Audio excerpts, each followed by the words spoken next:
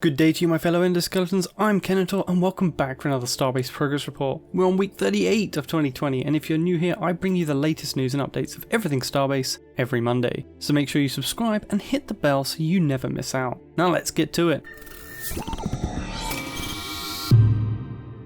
We had a huge update to Starbase Closed Alpha last week, with the main change being the belt changing from this to this, bringing the new dust and belt tech to version 2, and while not perfect, Frozenbyte is already working on a version 3 to make it look even better. The new belt seems to be light sensitive. Being in the middle when the sun goes behind the planet means you'll be flying in total darkness. This becomes hella scary if you're out the safe zone because asteroids appear much closer, giving you less time to dodge them. And speaking of asteroids, we've also had much bigger asteroids added into the belt as well. Another big change has been ore crates finally add mass to the ship when carrying ore. This both massively slows down fully laden haulers, but also now correctly adds further stress to your ship.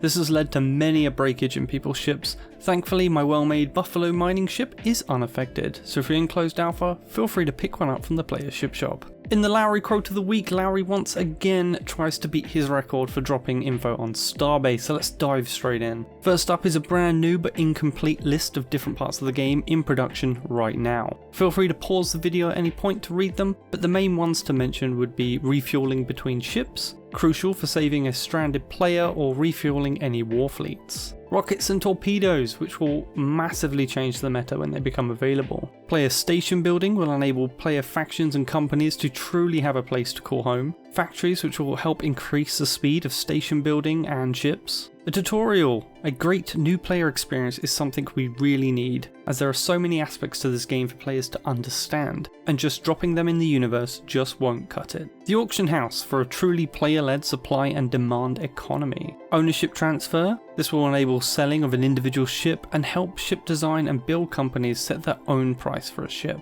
Transponders or ID system will let you know who you are facing and recognise friends, allies or enemies. And a respawn system allowing players to spawn on their own stations, and this will be a big part of having your own station. Next up, Lowry details a bit more about station building and that we are still missing the device to cast the blueprint for the starting point of a station. There are still overall limits and game logic to also finish up. And with the old spacing of stations in 5km cubes of space now gone, how do we deal with stations possibly blocking out other stations' growth? It looks like they will wait and see if it becomes a problem after putting the tech in the hands of closed alpha players. The current max is still a 5km cube, roughly the size of the large Proya station, due to the shadow casting limit of 15 kilometers. The blueprint casting tech needed for station already works, and the same tech will be used within factories as well. We can expect to see both of these things added together. While it will be possible to build using the shipbuilding tool, it would take longer than doing it with a factory and the fast building method. Moving on to mining the huge asteroids and the moon now. We have new deform tech that's coming. The first version of this will limit players to mining pits rather than tunnels, and we will get drill mining before deform is added in. But mining into the moons won't be the only option either, as there will be surface rocks on them as well. Now, to get to the moon regularly, instead of a multiple day long flight, we're going to need one of these, a warp gate. And the first ones will be added to get us to the nearest moon and back, and enable us to build the first moon city. They're considering adding a safe zone to part or possibly all of one of the 10 moons, so we can all experience and visit it. But this still leaves 9 other massive moons for the player base to fight over.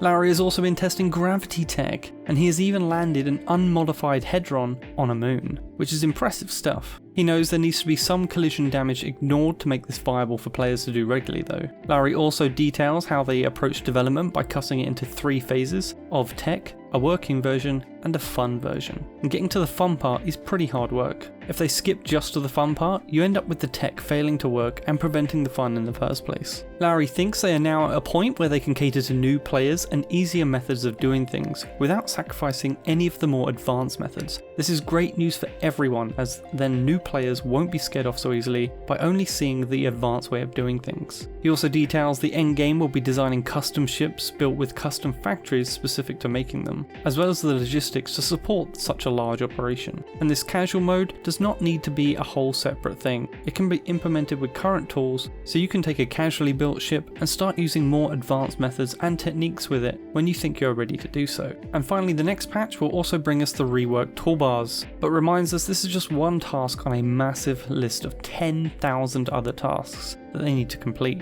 for, is my guess, early access. This new quick bar will allow for scaling, custom placement, emote binding, and adding new bars as well. And that wraps up the quote of the week. Now on to the progress report. The main design features worked on last week were infantry combat changes, with damage reduction done to torso from other body parts has been reduced to 30%, which was originally 70%. A headshot multiplier of 1.2 times the damage has been added, anti-gel damage has been decreased from 40 to 30, and anti-gel hipfire accuracy has been decreased a bit. The following weapons have been retuned: the long rifle, railgun and repeater pistol. Ore distribution in the new belt has been fixed. Ores are now more locally distributed, and Valkite can now be found in the belt. New power consumption design for the ore collector has been designed. Players will now be able to adjust the collecting speed. Durability system improvements are in the works. Design for alloy support in the Spaceship Designer material selector is also in the works. And the armor system is being reworked.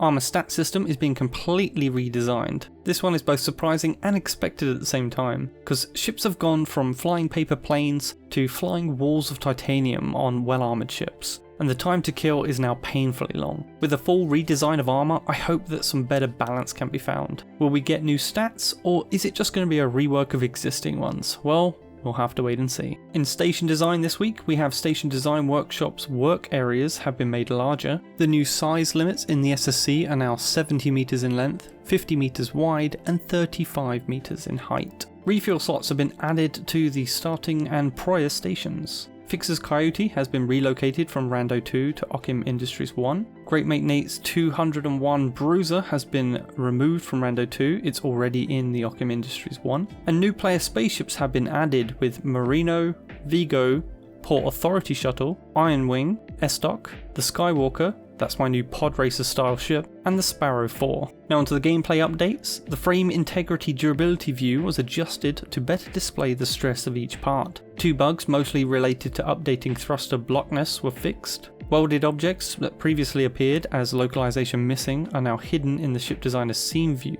A settings option for using weapons while sitting was made, allowing all actions with a weapon equipped while sitting. Station building is being worked on, and auction house is being worked on as well. For UI updates, we have item collections was set to have calculated material information as well. Quickbar was set to try and find similar items from player inventory if the original bound item has been removed. This is a great quality of life update, as previously we had to keep rebinding the tools to the quickbar. Company job menu is being worked on, and a tutorial is also being worked on. Audio returns this week with chat window sounds were updated. Starship Creator updates this week. Our global local transform toggle button has been added to the top toolbar. This is huge. As a 3D artist, this is something I use a lot.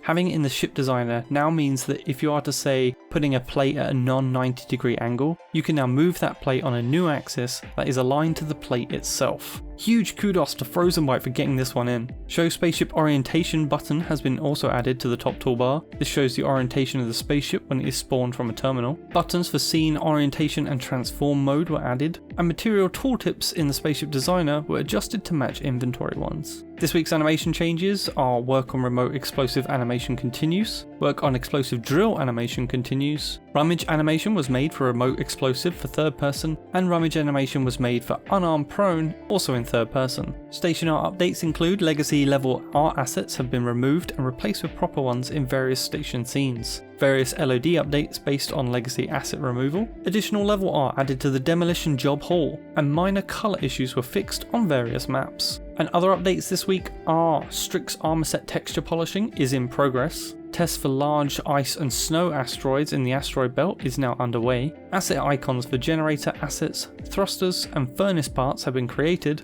and asset icons for the devices in lamps, navigation, networking, YOLO and hardpoint categories have been created. There's no feature video this week, but don't forget, if you do get into closed alpha, be sure to send any funny or awesome clips and recordings my way for a chance to be featured on the channel. Feel free to contact me via Discord or come jump on my Discord server, which is also home to my faction, the K-Bots. servers, should you be looking for one to join. As always, please smash that like button, share the video with your friends and faction, leave a comment with any questions you want answers to, and I'll see you in the next one. Kenetor, out.